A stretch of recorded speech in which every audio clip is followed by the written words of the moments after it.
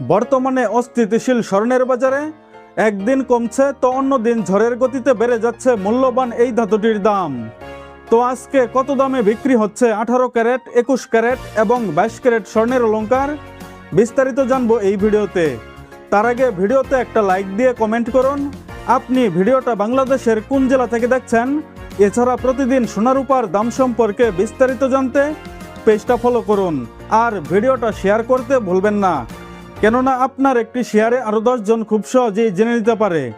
তো চলুন জেনে নেওয়া যাক।